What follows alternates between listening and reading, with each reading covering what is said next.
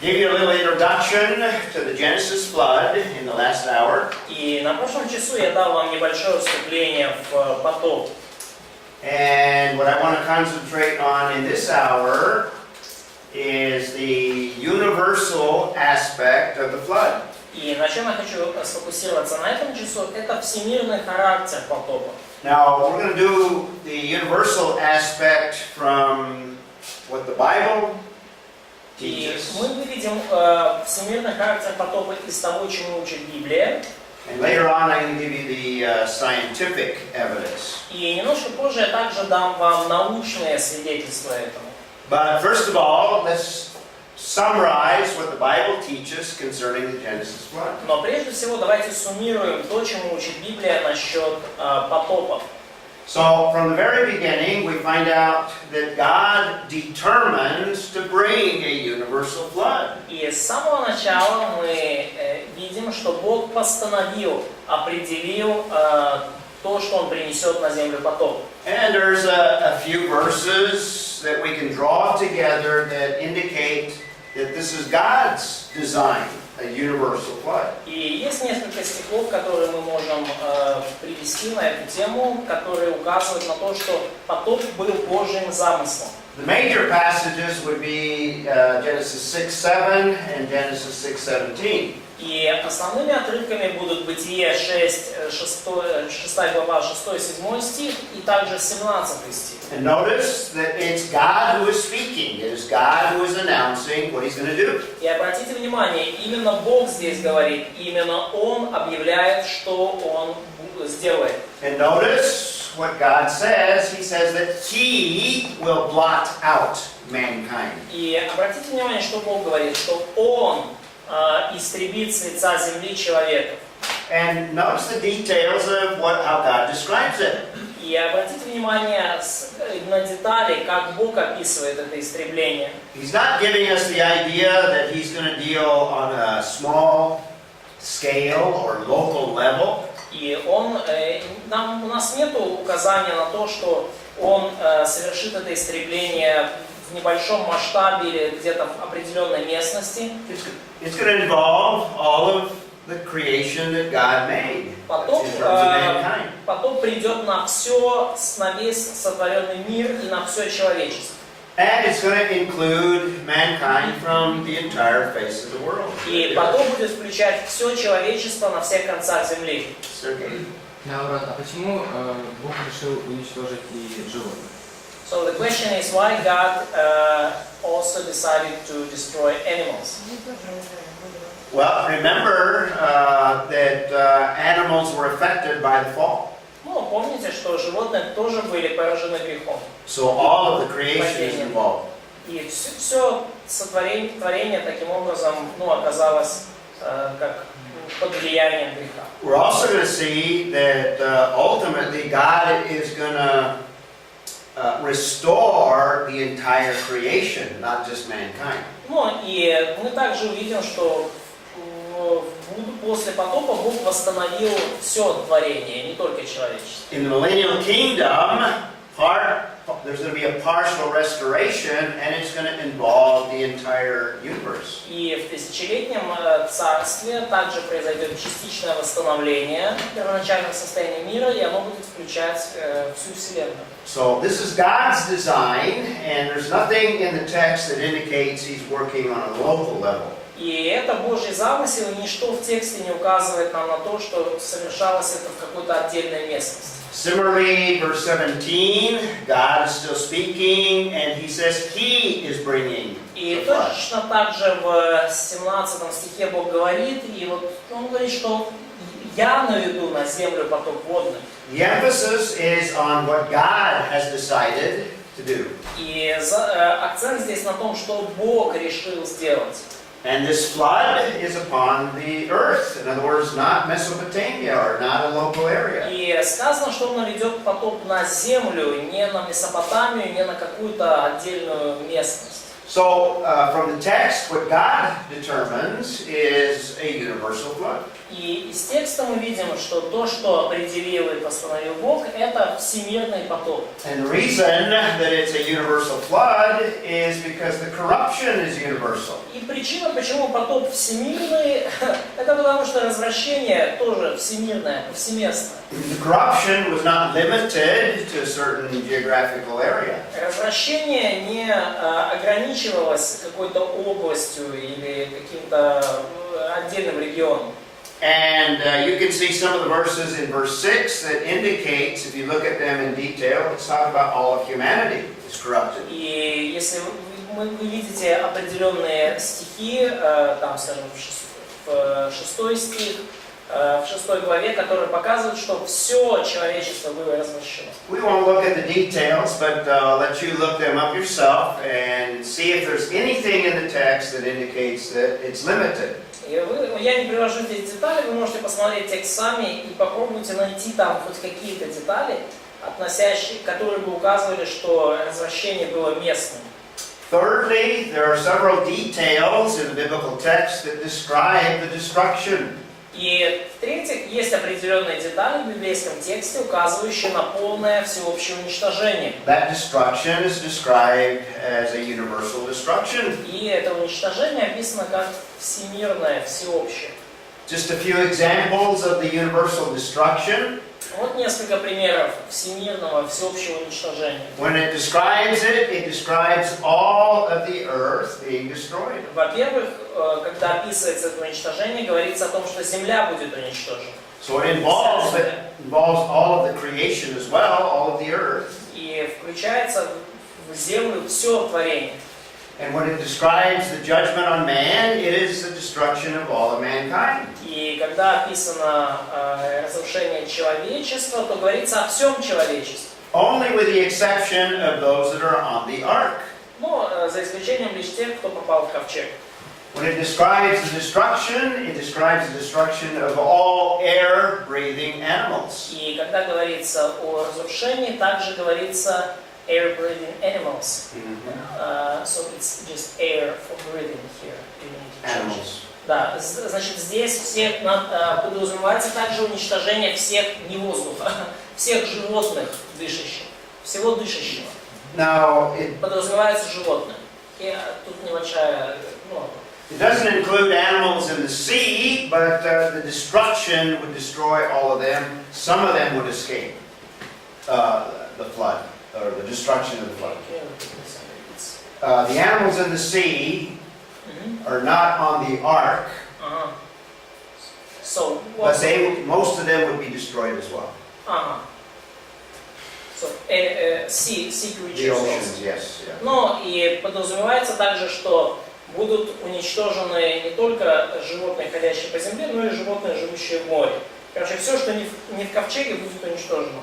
Здесь неверно переведено, здесь не воздух для дыхания, а животные, все дышащее. Все дышащее. So the destruction is a universal destruction. То есть уничтожение является всеобщим, всемирным. And the only exceptions would be those that would be preserved on the ark and the fish that would survive. The exceptions. Fish will survive. Some. Few. Ну да, исключением будут лишь те, кто в ковчеге, и может быть некоторая рыба. А вот по поводу этого исключения рыбы, где это, где мы читаем, как это мы можем понять? About this exception, where can we read about this fish? Doesn't mention the fish. Рыбу не упоминается. That's the conclusion. Это вот мое заключение. Theological conclusion. Ну да, то есть Это богословское заключение. получается, в ковчеге не было рыбы, но тем не менее сохранилась, значит она должна была... Ну, в воде рыба может сохраниться. И она не... Как можно одну убить, а другую не убить? То есть, понял, да, идею, как можно уничтожить там многих, а чуть-чуть распространять? Значит, надо было как-то их отдельно поместить или что?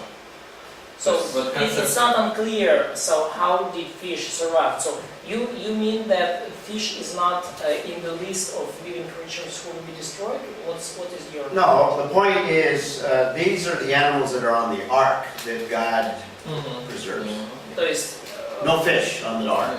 Да, идея в том, что Бог сохранил животных в ковчеге. From в ковчеге description рыбы in не the было. text. Из описания в тексте. Yeah. По поводу It's the animals that God brings to the ark that enter the ark. They're air breathing. Да, то есть те животные, которых Ной вел в ковчег, они, как бы дышащие воздухом. В этой воде могла же быть и рыба, лягушки, все остаться.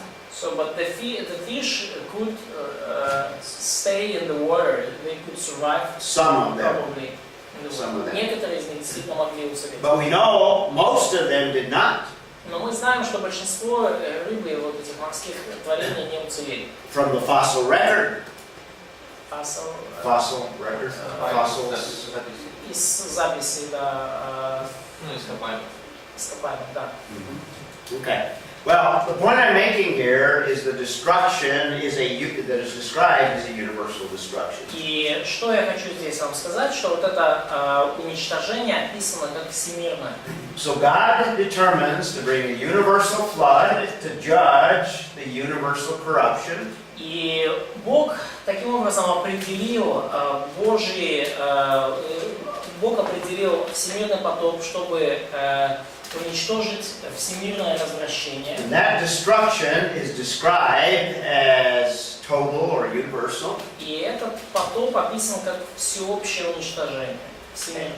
And not only the description, but the language that is used is universal language. Но даже и не только уничтожение, сам язык, которым описывается вот это вот уничтожение, он также во всеобщих универсальных терминах. So it's universal language that is used throughout the flood narratives. То есть через все повествование о потопе мы видим вот использование такого всеобщего языка. In fact, the Hebrew word kol occurs throughout the text in Genesis 6 through 9. И вот это еврейское слово «кол», оно появляется очень часто в тексте с 6 по 9 главу. Sometimes it's translated all, or sometimes it's translated every, all or every. То есть иногда переводится как «все», иногда переводится как «каждое». But it's the same Hebrew word. Но это одно и то же еврейское слово. So when it describes the universal language, when it speaks of the flesh, all flesh. И вот использование этого универсального языка каким образом проявляется? Когда говорится о плоти, говорится о всей плоти. When it Всякой speaks of the earth, it's speaking of all the Когда earth. говорится о земле, говорится о всей земле. It talks about the fountains of the deep, and it uses coal. It talks about all of the fountains of И the когда deep. говорится об источниках бездны, то говорится обо всех источниках бездны. In chapter 7, when it describes the waters covering the mountaintops, И когда в главе 7 описано то, что вода покрыла вершины гор, it talks about all of the mountains being covered. то говорится о всех вершинах, закрытых водой. Not just the mountains in Mesopotamia, Не только о горах Месопотамии. Покрылись все высокие горы, какие есть под всем but миром. the emphasis of the text is universal language using the word coal.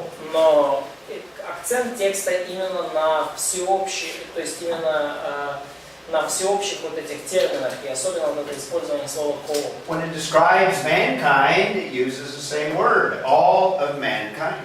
То есть, когда говорится о человечестве, также используют это слово и говорится обо всем человечестве. And when it describes the effects of the fall, it's going to affect all succeeding generations. И когда говорится о последствиях потопа, то говорится о том, что последствия будут для всех последующих поколений. Similarly, it refers to everything being judged, everything falling under the flood. И также говорится в тех же терминах о каждом, всяком, что попало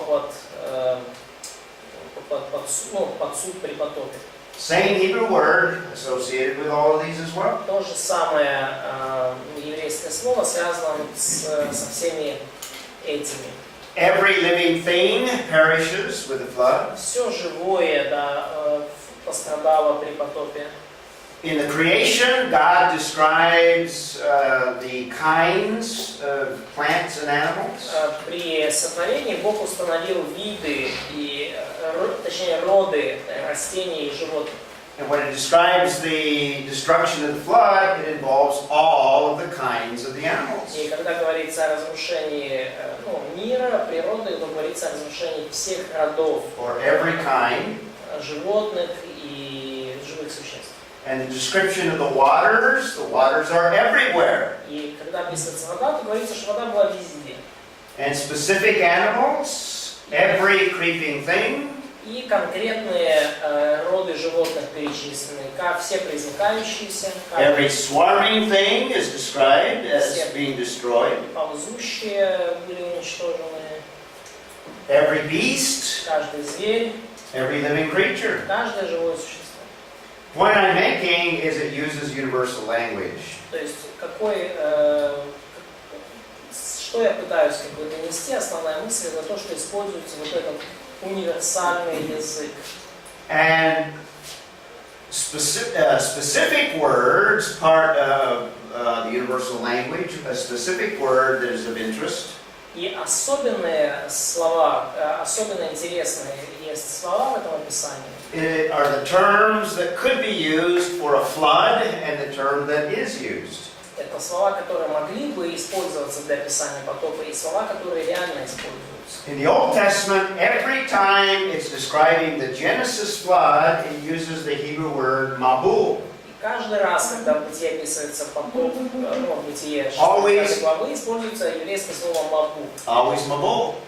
Всегда мабу. Not only Genesis 6 through 9, Не только Бытие 6-9, but the flood is described in other places in the Old Testament. но всякий раз, когда вот это событие потоп описано в Ветхом Завете, And it always uses mabul. всегда используется мабу.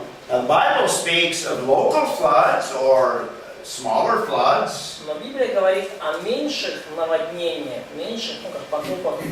but it never refers to those small floods as a mabul. Но Библия никогда не называет вот эти маленькие наводнения словом мабу.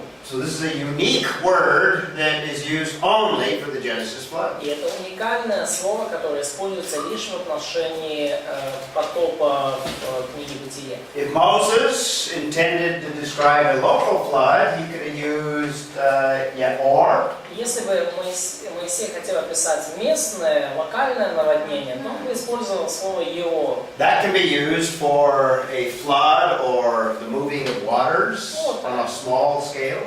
То есть это вот так называют наводнение, такой местный небольшой потоп. There's also nadar is another word for local floods or smaller scale floods. Ну вот еще одно надар, тоже слово используется для описания таких местных небольших наводнений. And thirdly, we have nahal, which is another word for river moving waters or flood waters. Ну и третье, это вот слово нахал. Нахал. Слово, которое... Deep. Нахал Скажи, что у используется... нас нахал это лагерь. The Hebrew hadith. Да, there is interesting connotation in Russian with this word. Oh, okay. Yeah, so, this... Да, и вот это слово используют также для разливов рек, наводнений, ну, такого рода событий. These words are used in the Old Testament to describe smaller movements of water, smaller floods. То есть вот все вот эти слова используются в Ветхом Завете для описания небольших наводнений, разливов рек, потопов, ну, локального значения. Never used of the Genesis flood or the flood of Noah. Никогда не используется для описания потопа в книге Бытие, ну, Ноева.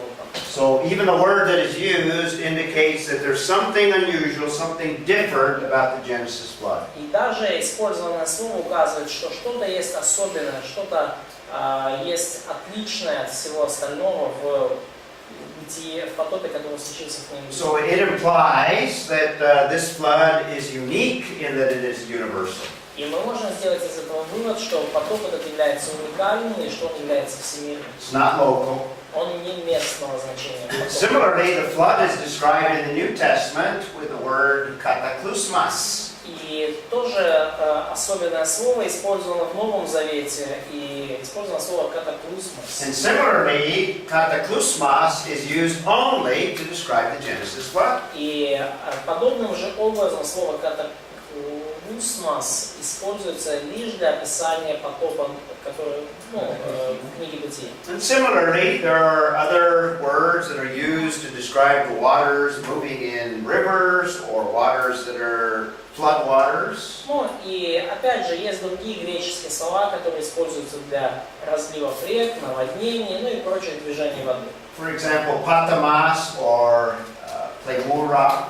Например, Потамас, Племура. But these words are never used to describe the Genesis flood.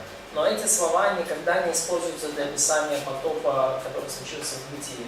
The word is always kataklysmos. Слово, опять же, используется совершенно уникальное слово «катаклисмос». In fact, in English and I think in Russian as well, the word cataclysm comes from kataklysmos. Ну и, кстати, в английском и в русском языке также слово «катаклизм» произошло от греческого слова «катаклисмос».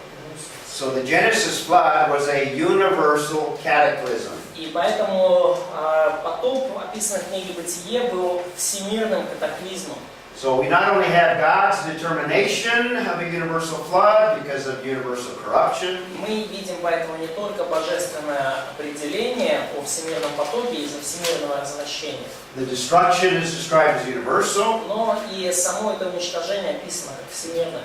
and fourthly we have universal language that is used to describe the flood. И в-четвертых, мы видим язык, которым описан потоп, это универсальный язык, всеобщий. And fifthly, we can add another category here. И в-пятых, мы можем добавить сюда еще одну категорию. But before I show it on the screen, let me think of a different judgment. Но прежде чем я покажу это на экране, разрешите подумать о кое-каком другом суде. When God brought the judgment of Sodom and Gomorrah, Когда Бог навел суд на Содом и Гоморру, what did God do to protect those that He wanted to preserve? что Бог сделал для того, чтобы защитить тех, кого Он решил сохранить? What did He tell Lot to do? Что Он сказал Лоту делать? Did He tell Lot to build a bomb shelter? Сказал ли Господь Лоту построить бомбоубежище? No. He didn't tell him to build. What did He tell him to do? Но он ему не сказал. Что сказано было Лоту? Get out of town. Уматывай из города.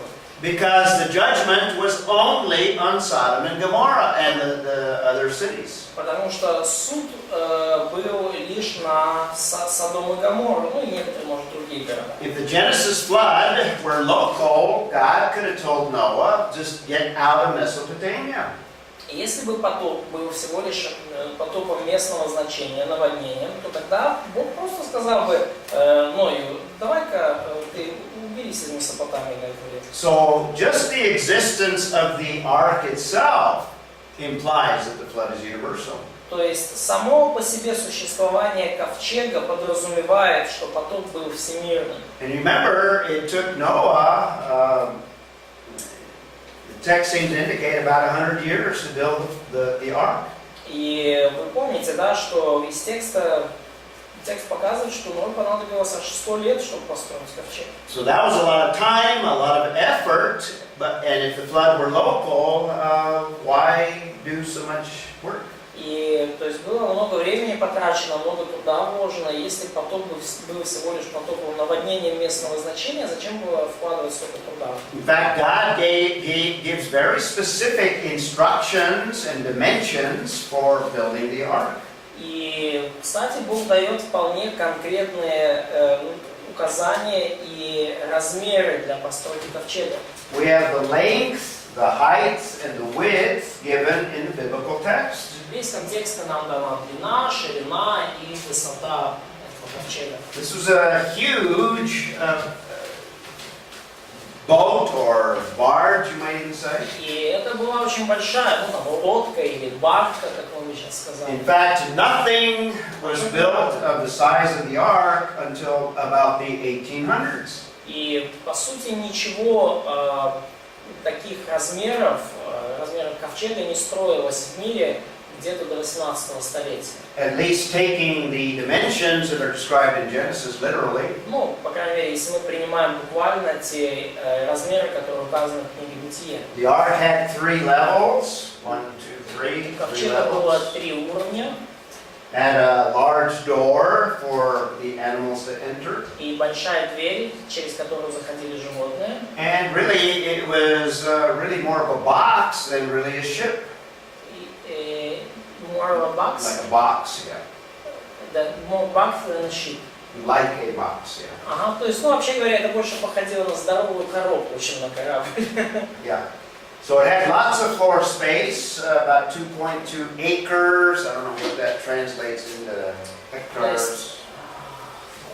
Значит, было много пространства, там 2,2 акра.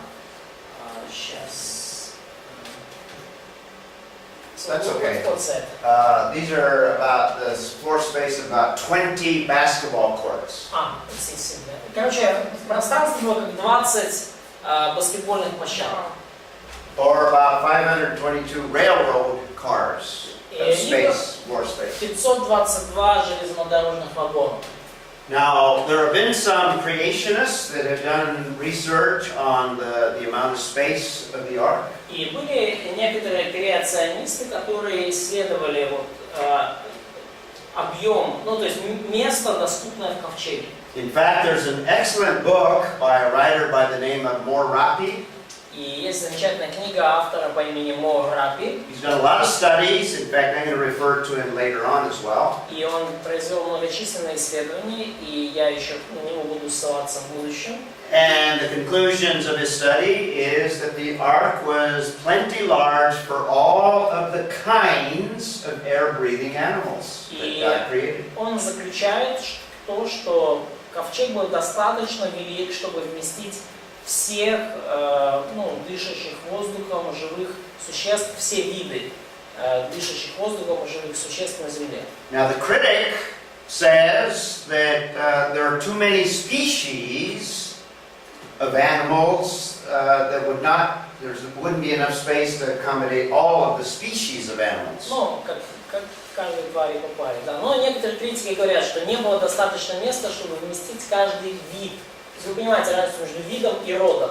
But the biblical text is very specific, and it doesn't refer to species, it refers to kinds. Но библейский текст очень конкретный, он не говорит о видах, он говорит о родах животных. So if we use the example of the cat kind, То есть, если мы, например, используем пример семейства кошачьих, it didn't require that lions, tigers, leopards, and little pet kittens all be on the ark. It didn't require that. то не подразумевается, что там все виды кошечек, тигров, собачек, не собачек, а там пантер и тигров были тут там. It only says that one male and one female of the cat kind. Сказано, что должно быть, каждой твари кошачьих по паре. Similar with horses and dogs and all of the kinds that То же самое include many species. лошадей, собак и всех родов, включающих там другие.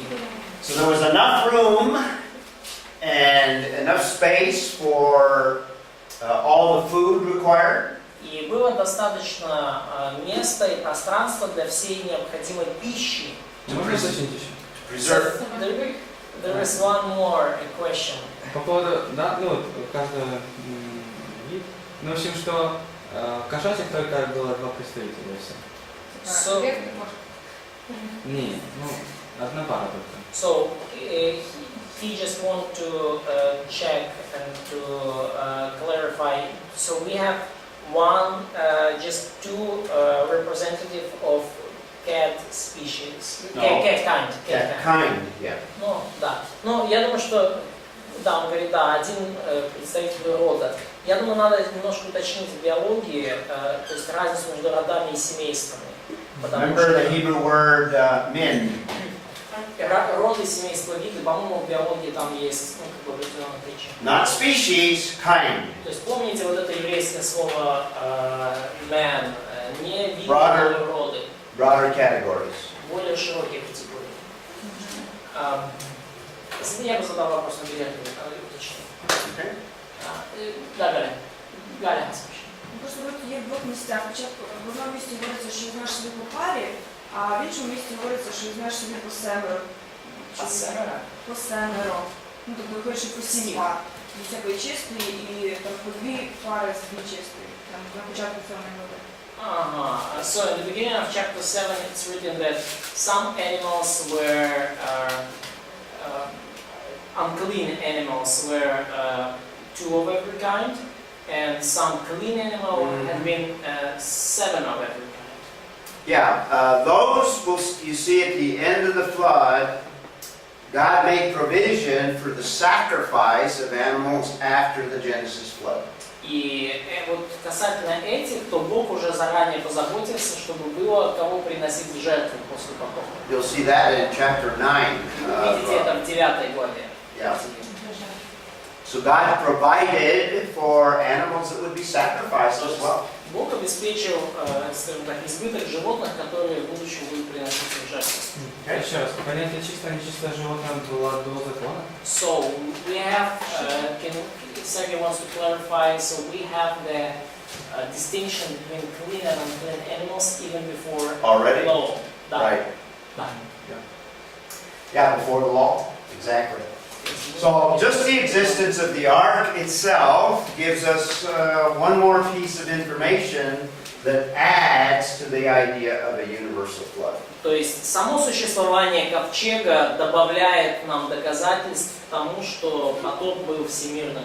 And I'm going to talk a little bit more about the geological upheaval, but if you look at it in detail, it suggests a universal flood. И я бы хотел добавить немножко больше, so you will add more. И я добавлю немножко больше информации по поводу геологических изменений, но если вы смотрите на геологию, то вы понимаете, что да, потоп был всемирным. In fact, I'm going to describe what the best theory today concerning what caused the Genesis flood, what God did to Я create a flood. изложу наилучшую на сегодняшний день теорию того, каким образом случился потоп, что Бог сделал, чтобы он случился. But that flood is cataclysmic. Но этот потоп был реально серьезным катаклизмом, катастрофическим. And when we speak of a cataclysmic flood, we need to take a look at this little phrase in chapter 7, verse 11. И чтобы понять его катастрофическую природу, нам нужно исследовать что, вот это слово, да, источники великой бездны в 7 главе. Да, в 7 главе Бытия. 7 глава 11. In fact, I don't remember, where do we leave off? Who read last? Does anybody remember? Кстати, на ком мы остановились? Masha, did you read? Why don't you read chapter 7, verse 11? I want you to notice a couple of things in that verse. Пожалуйста, Маша, прочитай 7 главу, 11 стих. Я хочу, чтобы вы обратили внимание на Chapter 7, verse 11. 7:11. Masha.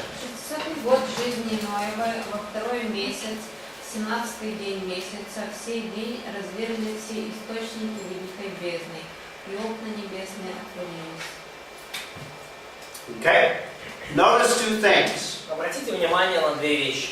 Number 1 is the very specific time frame that is given. Во-первых, очень конкретные временные рамки указаны здесь. All the way down to the very day it's given in relationship to Noah. Вплоть до конкретного дня в жизни Ноя. So Noah was over 600 years old when the flood came. Ну, Ной как раз отпраздновал 600-й юбилей, когда пришел потоп. What does that tell you about the nature of this flood? И что вам это говорит о природе потопа? And think in terms of the critics who say, well, this is mythological or legendary. И подумайте вот сейчас о критиках, которые говорят, что потоп это такая миф, легенда. Or even a historical geologist that says there's no evidence of a Genesis flood, it's just a religious idea. Ну или исторический геолог, который говорят, нет свидетельств для потопа, это просто такая религиозная идея. What does that first part of verse 11 tell you? Что вам говорит первая часть 11 стиха? Ну, точные даты указывают на реальность So событий. specific date points on the real event. Yes, it's a historical event within time, a real event in time. Историческое, настоящее событие, случившееся в конкретный момент времени. And this isn't the only reference to time. И это, вообще-то говоря, единственное указание на время. In fact, I'm going to give you, you can reconstruct a total chronology of the flood. И на самом деле вы можете восстановить всю хронологию потопа. And we can come up with an exact length of time for the flood, the Genesis flood. И мы можем даже вывести точную длительность потопа. I'll give you that chronology, and it's going to be, the flood lasted 370 days.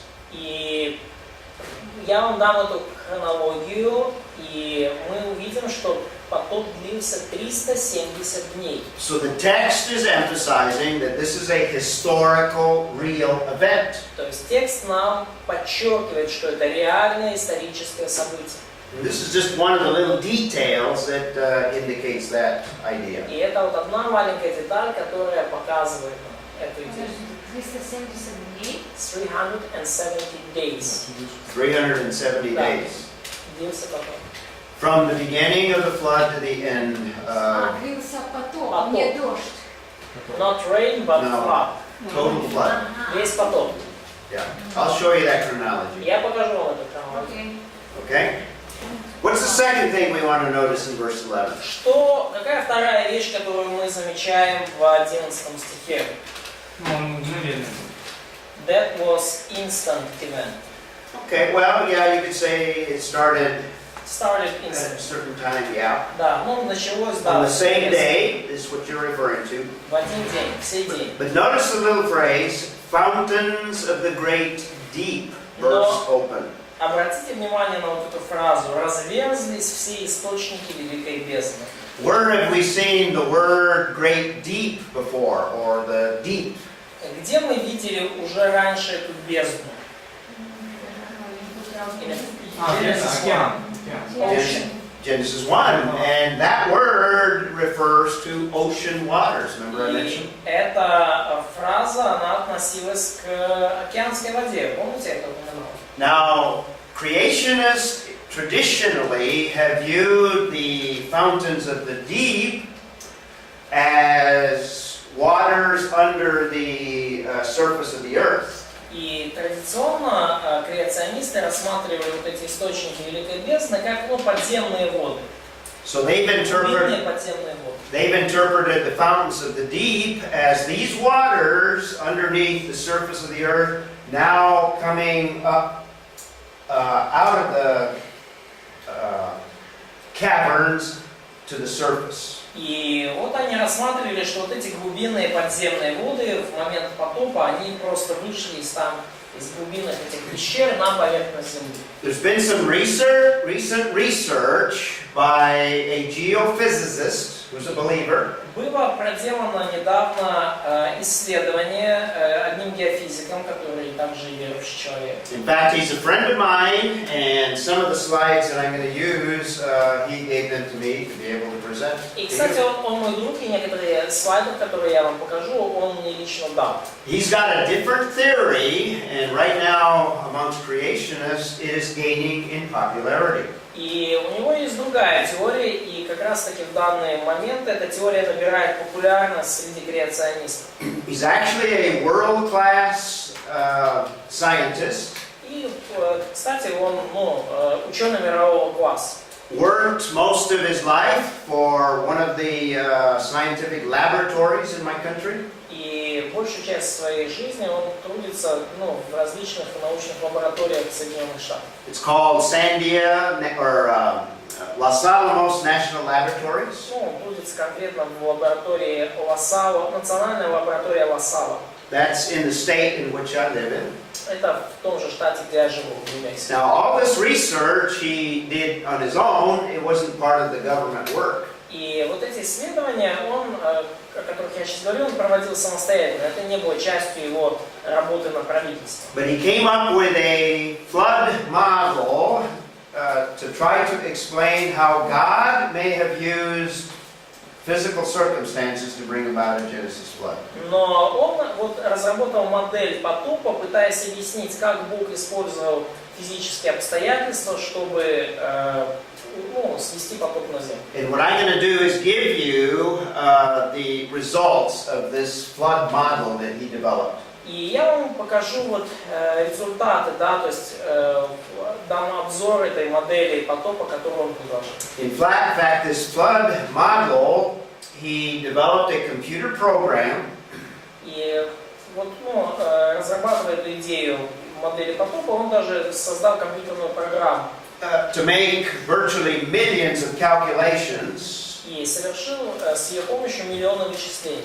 that would simulate conditions that could cause or produce a Genesis flood. И этими вычислениями он моделировал, да, те условия, которые сложились на Земле вот как раз вот перед и во время потопа. It's called a finite element computer program or flood model, computer model. Компьютерная эта программа или модель называется конечный элемент. And it was so powerful and used so much computer space И программа была настолько мощная, и столько компьютеров она использовала для вычислений, that at the time, Los Alamos National Lab had the biggest computer in the world.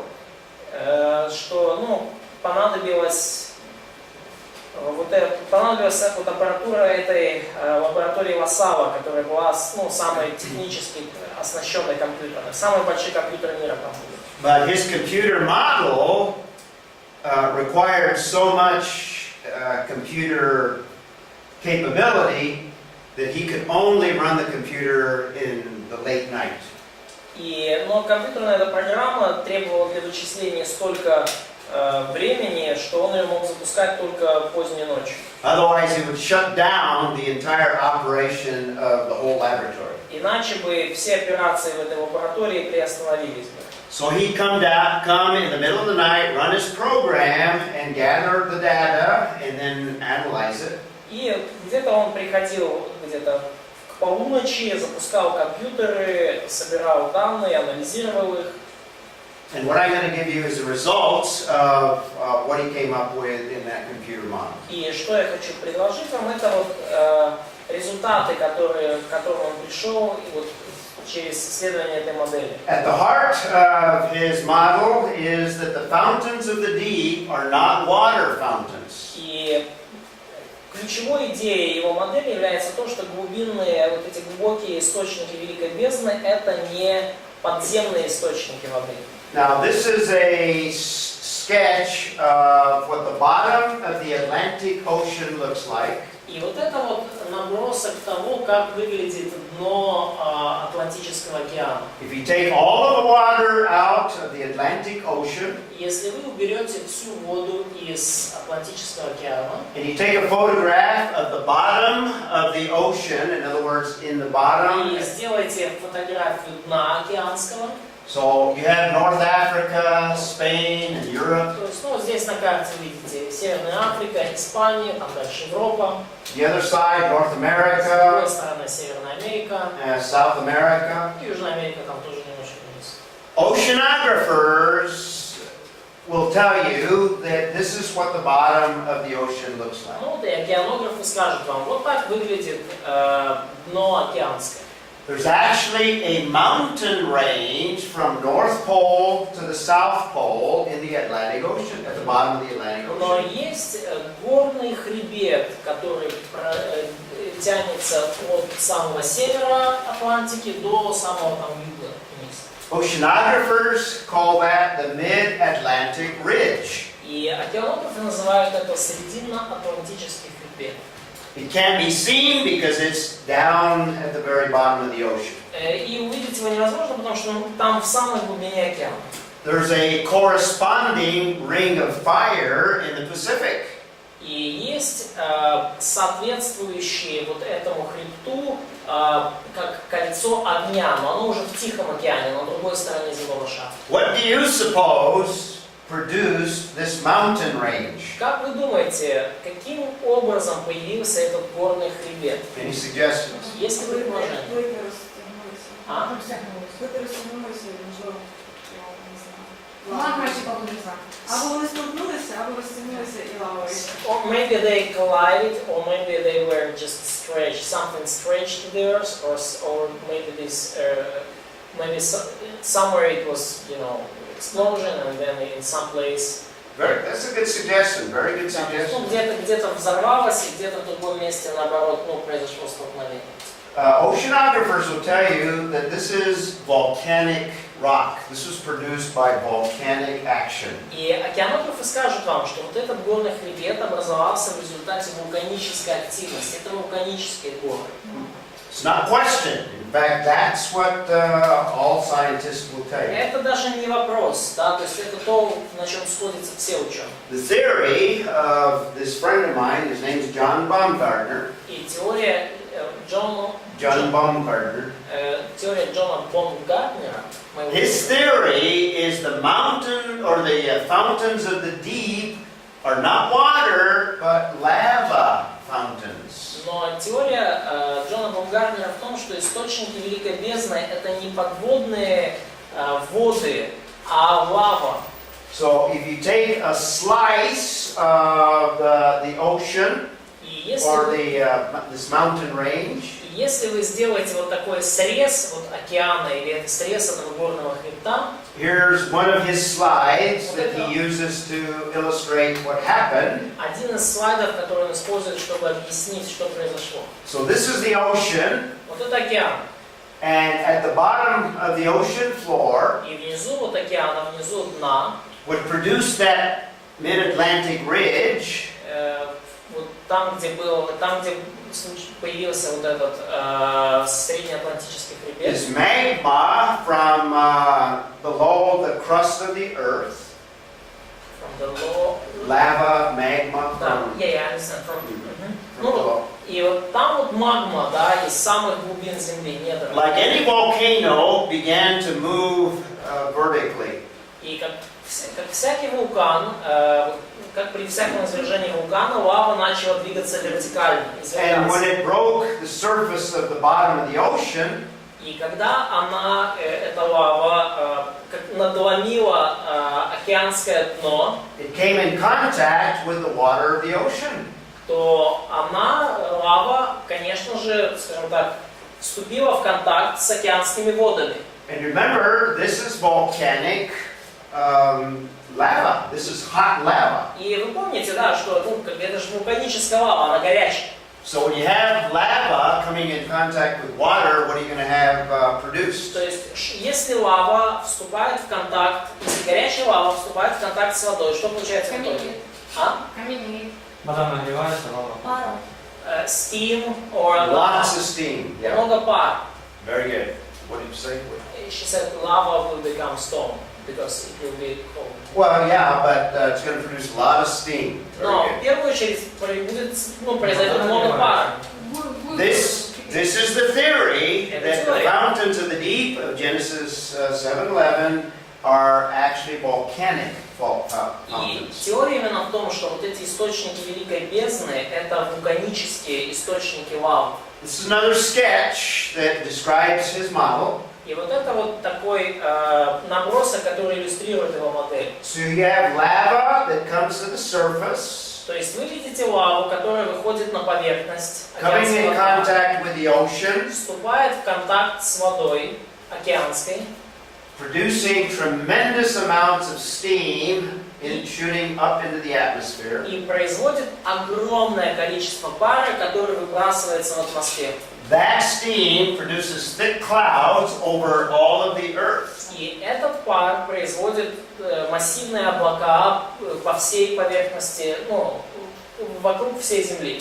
And if you have a similar phenomenon occurring in the Pacific Ocean, then you're going to have the entire world covered with thick clouds. И если у вас такое же событие, то есть такое же извержение происходит с другой стороны земного шара, да, в Тихом океане, то у вас такими облаками покрывается вся планета. The atmosphere can only hold a certain saturation point of water. И атмосфера может удерживать в себе лишь определенное количество воды, то есть есть точка насыщения. So very shortly you're going to have intense global rain. То есть и через какое-то время после перехода этой точки у вас начинается всемирный, причем достаточно такой And in verse 11, it talks about 40 days and 40 nights. сильный дождь. И в 11 стихе говорится, что в стихе in 12, yeah? Or is it 12? И в 12 стихе говорится, что дождь шел 40 дней и 40 ночей. Climatologists will tell you that the present atmosphere И климатологи вам скажут, что нынешняя атмосфера is not capable of holding the amount of water to produce 40 days and 40 nights of rain.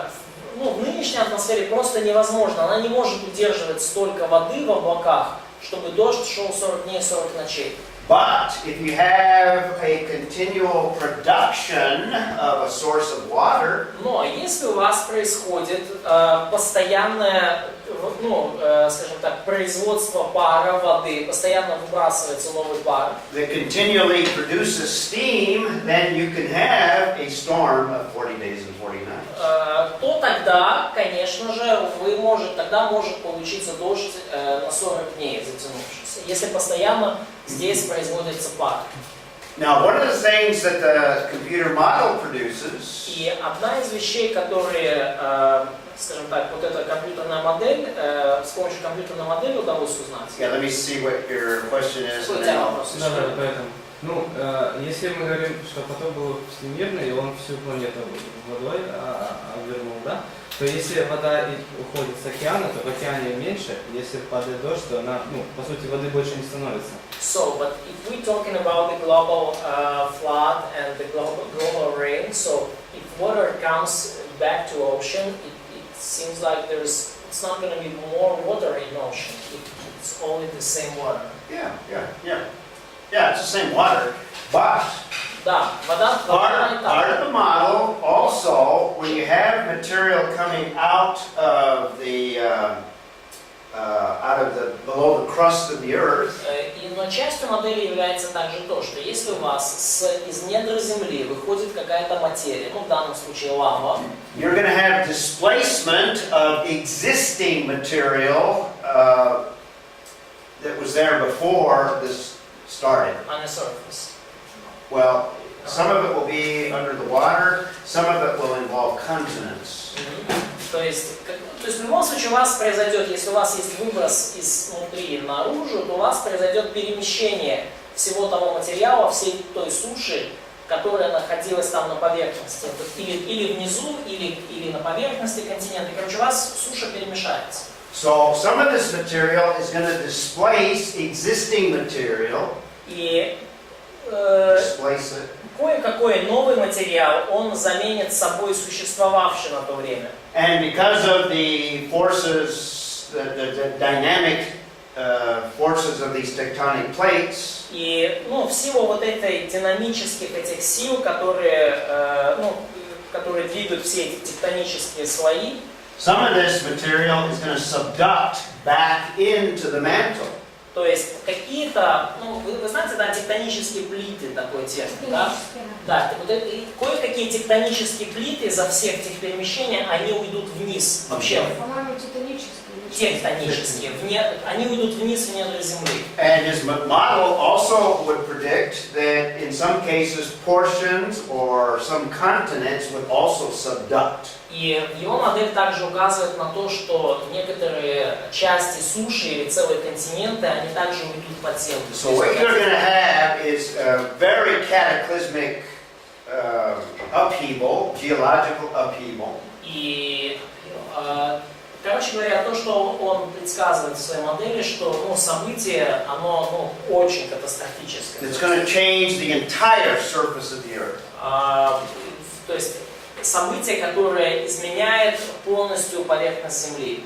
This is going to produce tsunamis greater than any tsunamis that we're familiar with. Такого рода извержение вулкана внутри океана производит цунами более значительные, чем любые цунами, которые были на Земле. It's going to send waters moving at very rapid rates. То есть потоки воды будут двигаться с очень быстрой скоростью. These waters would or cover entire continents, И эти потоки воды могут закрыть собой целые континенты. eroding much of the surface of those continents. То есть уничтожая полностью все, что там было на поверхности этих континентов. Taking that material that it rips up И также подхватывая весь тот материал, который был на поверхности этих континентов. and then later redepositing it in many layers. И позже весь этот материал, который вот этими водами был смыт, он будет в других местах потихоньку утрясаться в виде различных слоев. That's a simplified description of the flood model that John Baumgartner came up with. И вот это вот упрощенная модель потопа, которую предложил Джон Бомгартнер. Можно как фамилию еще раз? Бомгартнер. Can you write down his surname? Yeah, I'll show you even a photograph of him later. Я вам даже фотографию покажу.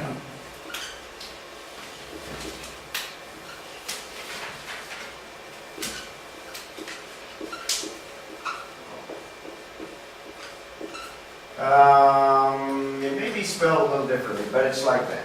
Ну, может быть, по-другому произносится, но вот так вот пишется. I'll have it on another slide.